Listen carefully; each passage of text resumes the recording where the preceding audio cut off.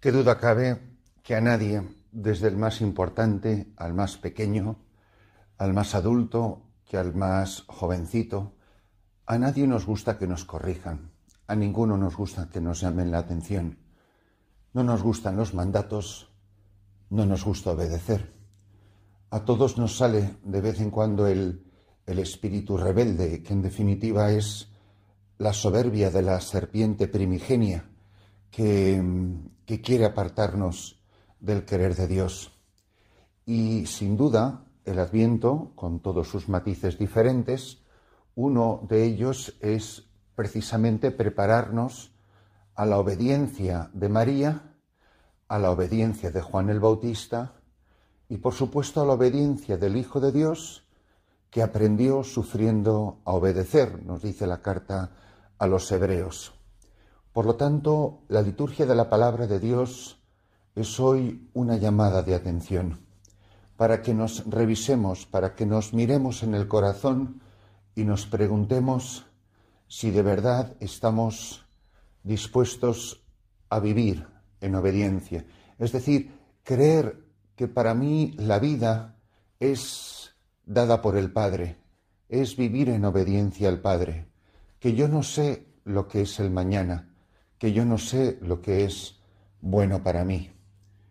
Y sin embargo, muchas veces yo decido para mí e incluso tengo la osadía de decidir para los demás, como muchas veces hacen los padres sobre los hijos, o podemos hacer los sacerdotes o los obispos en diferentes ocasiones, como si nosotros supiéramos siempre lo que es bueno, lo que es malo para mí y para los demás. Mirad la fuerza de las palabras de esta mañana en el profeta Isaías capítulo 48. Así dice el Señor tu Redentor, el Santo de Israel: yo, el Señor tu Dios, te enseño para tu bien.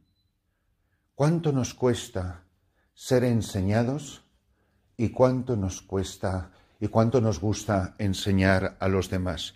Yo te enseño para tu bien, te guío por el camino que sigues. Si hubieras atendido a mis mandatos, sería tu paz como un río, tu justicia como las olas del mar. Tu progenie sería como arena, como sus granos los vástagos de tus entrañas. Tu nombre no sería aniquilado, ni destruido ante mí. Volvemos sobre las palabras más importantes. Te enseño para tu bien, te guío por el camino que sigues, si hubieras atendido a mis mandatos.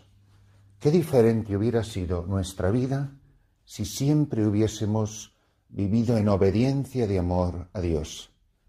Es a lo que viene Jesús a este mundo, a obedecer y a enseñar a obedecer, que es lo mismo que amar y enseñar a amar. No obedezco porque yo no creo que Dios me ama siempre. Yo no creo que mi felicidad está en hacer su voluntad. Y yo muchas veces no sé cuál es su voluntad. Por supuesto que todo lo que es obligatorio es expresión de la voluntad de Dios.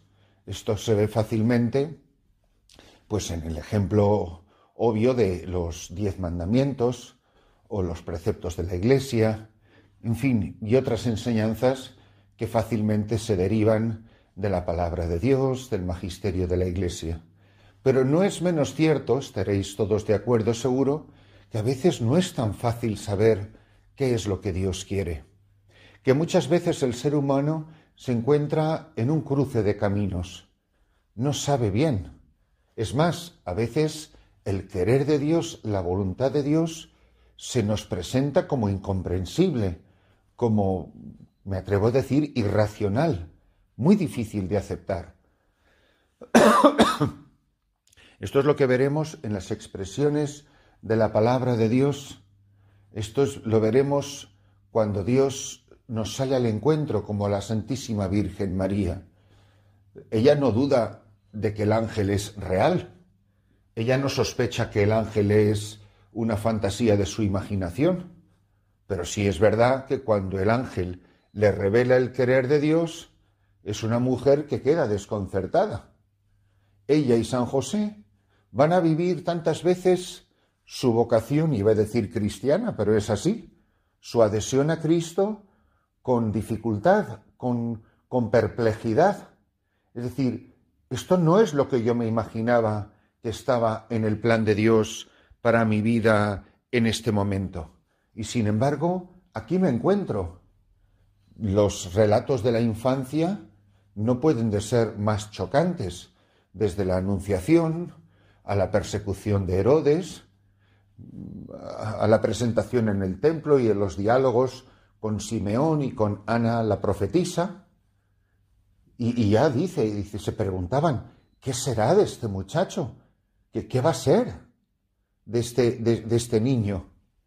No digamos cuando se pierde en el templo y ellos mismos interrogan a Jesucristo, ¿cómo puede ser esto? ¿Por qué nos has tratado así? Es el hombre, la mujer, que se siente desconcertado por el trato que Dios le dispensa.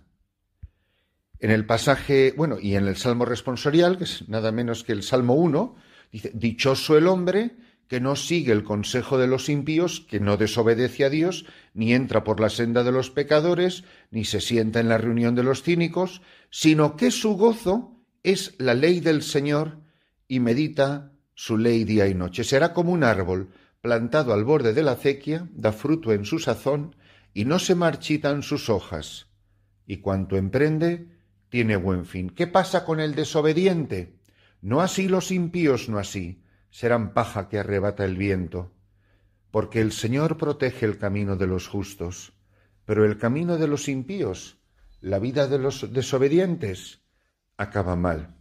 Y el pasaje evangélico de hoy está tomado del capítulo 11 de San Mateo, en el versículo 16, donde dice que en aquel tiempo dijo Jesús a la gente, ¿a quién se parece esta generación? Se parece a los niños sentados en la plaza que gritan a otros, hemos tocado la flauta y no habéis bailado, hemos cantado lamentaciones y no habéis llorado. Porque vino Juan, que ni comía ni bebía, y dicen, tiene un demonio. Vino el Hijo del Hombre, que come y bebe, y dicen, ahí tenéis a un comilón y borracho, amigo de publicanos y pecadores.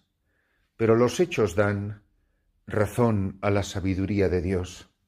Mirad, Dios nos ha tratado tantas veces a lo largo del camino de sacarnos de la modorra espiritual en la que vivimos, de estar adormilados, adormecidos, de estar anestesiados espiritualmente. Y sin embargo, la palabra de Dios tiene una fuerza colosal y Dios intenta de todas las maneras. Lamentaciones, las penas de la vida, cuántas veces en momentos de sufrimiento, de tristeza, me atrevo a decir, cuánta gente reza en los hospitales que hace años que no ha rezado un Ave María, o en las cárceles, o en los momentos de dificultad y de sufrimiento. Hemos cantado lamentaciones y no habéis llorado, pero muchas veces el corazón del hombre se endurece y ante los sufrimientos de la vida viene la rabia, la pataleta, la queja, la protesta. El Dios no existe, Dios no se acuerda de mí, ¿para qué sirve un Dios que no hace nada? Y no habéis llorado. Pero hemos tocado a baile y no habéis danzado. Las grandes alegrías de la vida nos han acercado a Dios por casualidad, nos han acercado a Dios en el misterio en el que se revela su bondad, su misericordia. Para cada uno de nosotros tiene que ser esta una verdadera llamada de atención, en la que a todos se nos revele el misterio del amor salvífico de Jesucristo. Y nosotros, al mirar el curso de nuestra vida, especialmente en este Adviento, podemos preguntarnos, ¿de cuántas maneras ha llamado Dios a la puerta de mi corazón? Y quizá esta mañana podemos hacer una lista mental, aunque sea breve, escueta, de aquellos momentos de lamentación en la que Dios me estaba llamando al corazón, en la que Dios me estaba invitando a volver a Él, en esos momentos de soledad, de angustia, de desconsuelo, de tristeza, de duelo interior, la muerte, la enfermedad, perder el trabajo, un desengaño amoroso, un desengaño profesional, un desengaño familiar. Las penas de la vida me han acercado a Dios. O al contrario, cuántos momentos de inmensa alegría, cuántos momentos de inmenso gozo, cuántos momentos en los que Dios, dicen popularmente los jóvenes, cuando Dios se ha pasado conmigo, cuando Dios se ha desbordado en bondad y en misericordia. Yo de verdad soy capaz de reconocer al Dios que está interviniendo en mi vida, que la celebración de esta misa, de este tiempo de Adviento, sea una llamada de atención para recordarme que es muy posible que, aunque Jesús diga yo soy el camino, yo ahora mismo esté viviendo en rebeldía, en desobediencia, en desatención a la palabra de Dios. Pidámosle al Señor que, mirando a la Santísima Virgen María, esa a quien nunca ha sido necesaria invitarla a la conversión, porque ya nació convertida, ya nació en el camino, ya nació en obediencia, a la que no hubo que recordarle que no estaba cumpliendo los mandamientos, que tenga yo la humildad hoy de dejarme corregir, que me pregunte, ¿qué estoy haciendo mal? ¿Qué podría hacer mejor? En mi matrimonio, en mi familia, en el presbiterado, en la atención pastoral a las personas que me han sido confiadas.